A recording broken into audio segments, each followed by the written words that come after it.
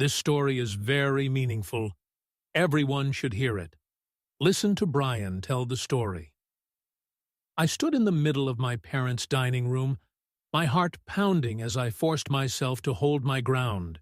My mother's face was twisted in disbelief, her mouth opening and closing like a fish gasping for air.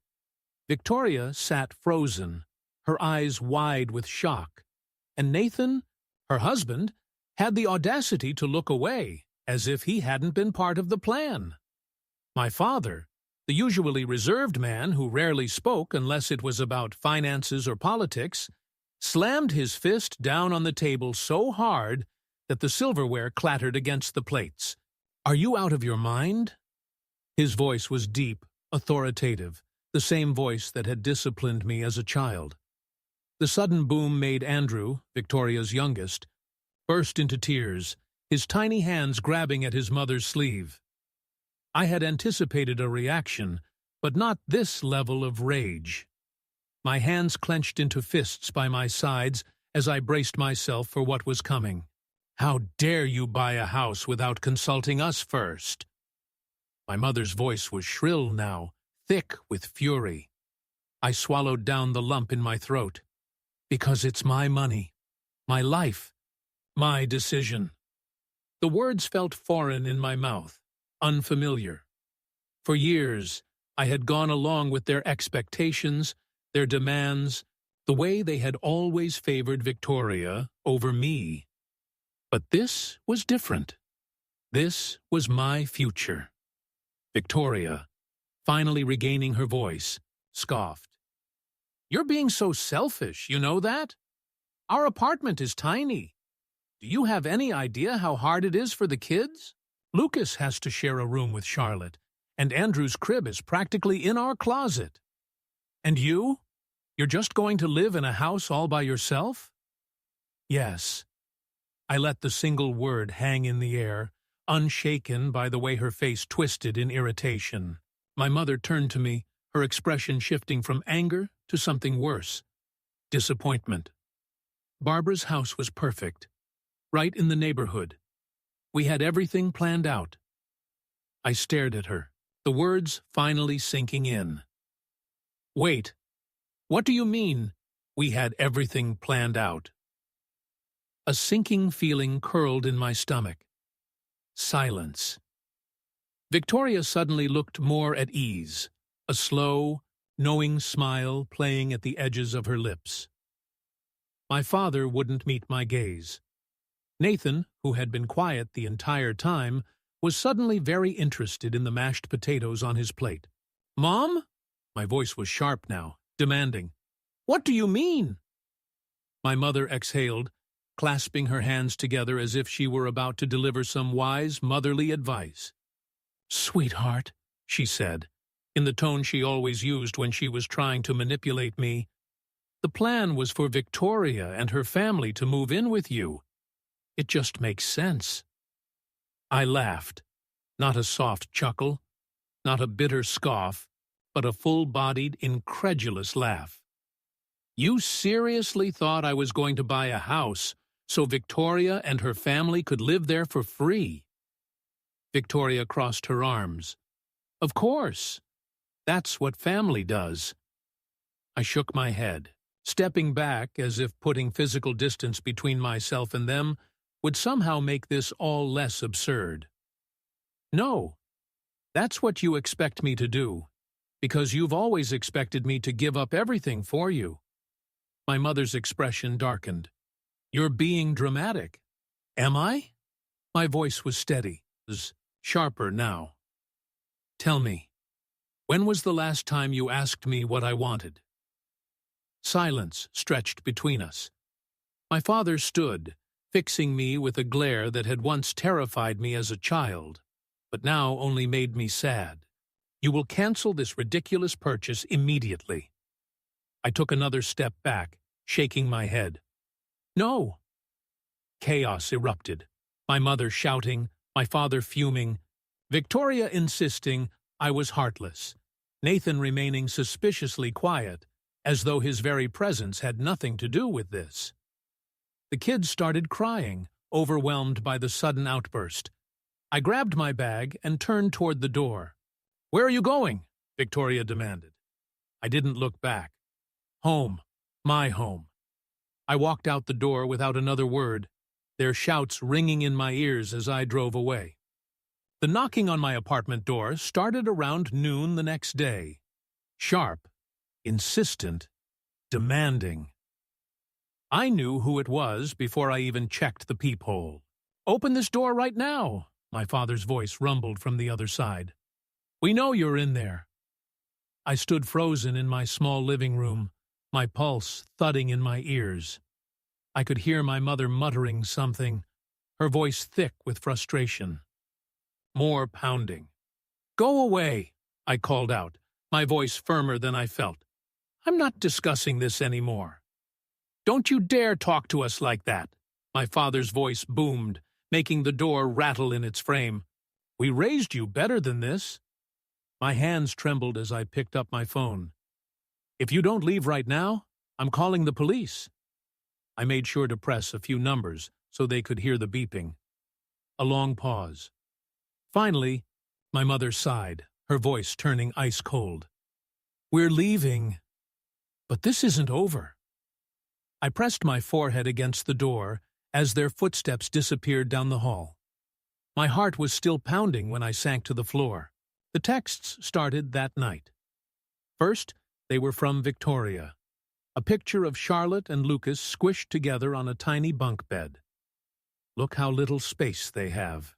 A picture of Andrew's crib shoved into the corner of Victoria and Nathan's bedroom. "He wakes up every time we come to bed. This isn't fair to him." When I didn't respond, the messages became more hostile. "You always were Dad's least favorite. Mom cries herself to sleep because of you. I hope you're happy all alone in that big house while your nieces and nephews suffer." I blocked her number. Then she started using Nathan's phone and fake email accounts. Messages from other family members poured in. "Aunt Marie, sweetie, I just heard what's happening with your sister. Surely you can find it in your heart to help family. Uncle Bob, kid, you need to think about what really matters here. Family comes first. My mother's church friend. Your mother is devastated. How could you do this?" They all had the same message. I was selfish, heartless, cruel. And yet, not a single one of them asked why Victoria's problems were my responsibility. After 2 weeks of relentless guilt-tripping, I had had enough. I changed my phone number, gave it only to a handful of trusted people. Then, finally, the silence came. Moving day was blissfully uneventful. I hired a moving company I had never used before, ensuring no one in the family could track my new address. By the time dusk settled, I stood in my new home, surrounded by boxes and possibilities. That night, as I sat on my porch, I let the silence wash over me. For the first time in years, I wasn't tense, waiting for the next demand, the next expectation. I was alone, but it wasn't loneliness. It was freedom. The next few days passed in a blur of unpacking and settling in. I set up my office in the spare bedroom, positioning my desk near the window where I could see the sun rise over the small greenhouse in the backyard. I spent my evenings walking around my new property, touching the wooden fence, running my fingers along the leaves of the plants the previous owner had carefully tended to. Everything here was mine. I had built this life for myself. But peace never lasts when you have a family like mine. 3 days after moving in, an email popped up in my inbox. It wasn't from Victoria. It wasn't even from my parents. It was from Nathan. Subject: Let's talk. Hey, I know you and Victoria have been going through a lot, but I just wanted to reach out and see if we can work something out. We're really struggling to find a place right now. Things are really tight, and with the kids, it's been stressful. Maybe we can talk about some kind of arrangement. Let me know. I stared at the message, a bitter laugh escaping my lips. Nathan had barely spoken to me at family gatherings. He had always been in the background, nodding along while Victoria and my parents took charge. But now that his family was facing eviction, suddenly, he wanted to talk. I didn't respond. Instead, I forwarded him a few listings for apartments within their budget. 2 days later, my mother showed up at my workplace. I had seen it coming, really. After I blocked Victoria's messages, after I changed my number, I knew my mother wouldn't let things go. I just didn't expect her to go this far. She stood in the lobby of my office building, her expression carefully crafted into one of motherly concern, but I knew better. "Sweetheart," she said, her voice trembling just enough to make it sound like she was on the verge of tears. "I just don't understand what's happened to you." I folded my arms. "Mom, this isn't the place for this." "We need to talk," she insisted, taking a step closer. "Your father and we're worried. We never thought you'd turn your back on family like this."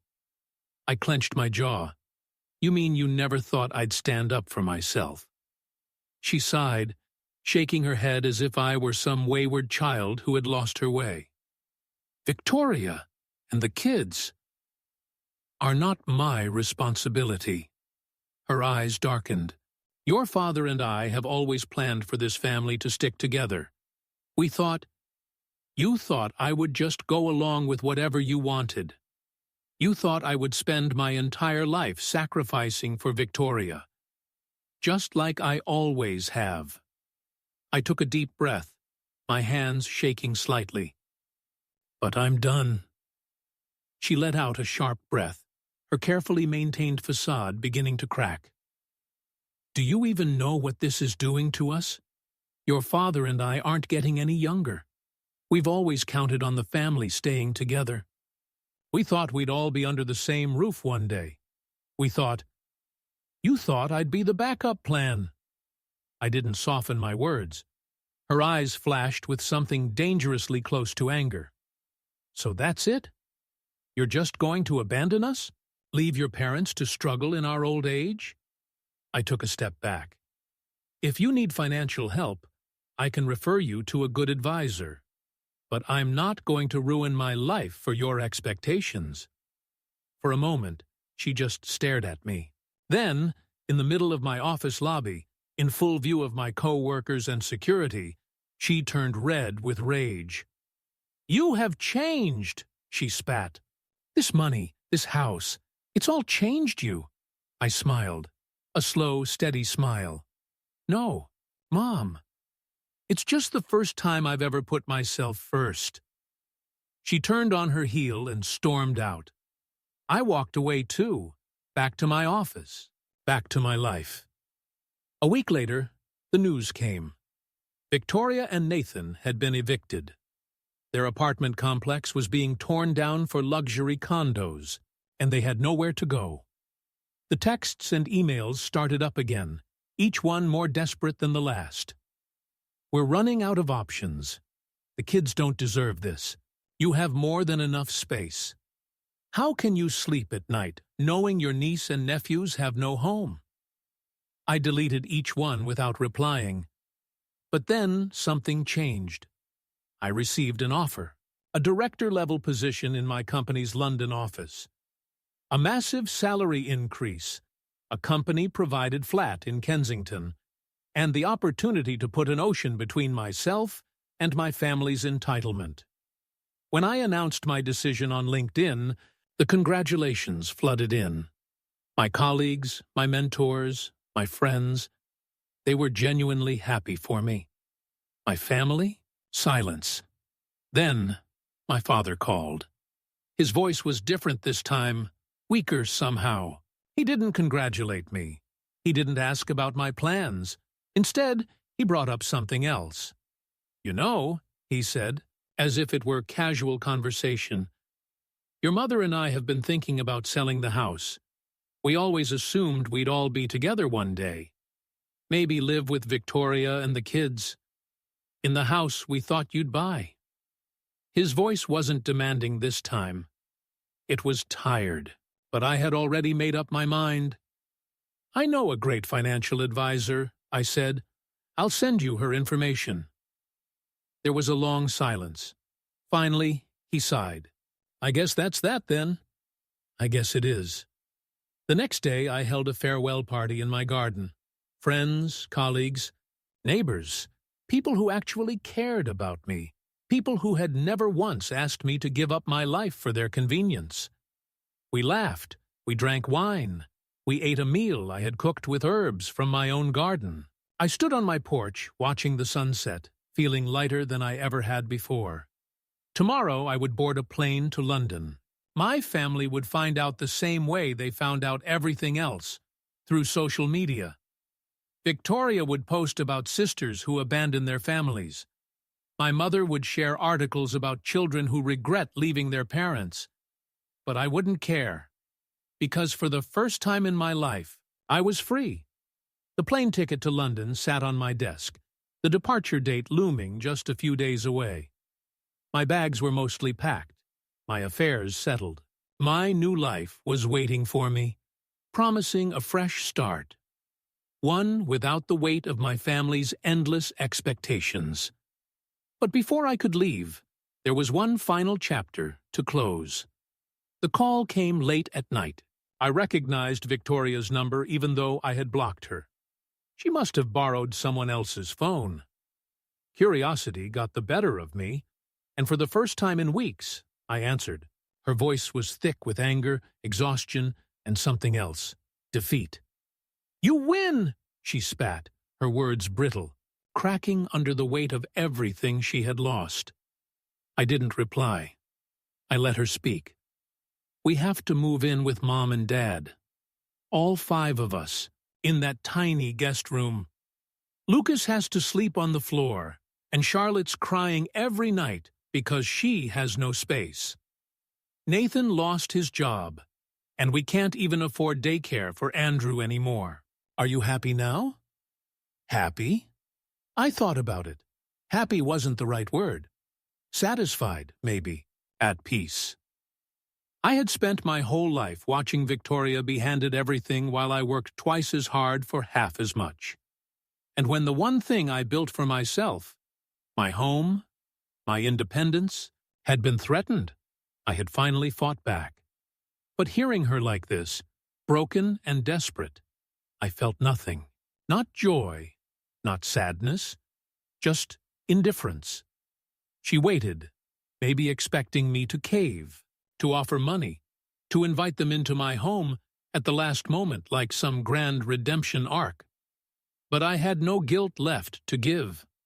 "I hope you figure something out," I said simply, and hung up. That was it. That was the last time I spoke to her. I boarded my flight the next morning, looking out over the city that had been both my home and my prison. And as the plane ascended, leaving it all behind, I felt lighter than I ever had before. A week later, Victoria made a post online. Some people throw away their family for money. Some people forget where they come from. Karma will come for them one day. It had hundreds of likes, comments filled with sympathy from people who had no idea what really happened. I could imagine my mother chiming in, lamenting her ungrateful daughter, my father shaking his head in disappointment. But their opinions no longer mattered. I was walking through the streets of London, a new life stretching ahead of me, when I realized the real lesson in all of this. Sometimes family isn't about blood. It's about who supports you, who respects you, who values you not for what you can provide, but for who you are. Sometimes the best thing you can do for yourself is to walk away. So tell me, have you ever had to cut off a toxic family member? Have you ever had to choose yourself over people who only saw you as a resource? Let me know in the comments below. And if you haven't already, don't forget to like and subscribe for more real-life stories just like this one.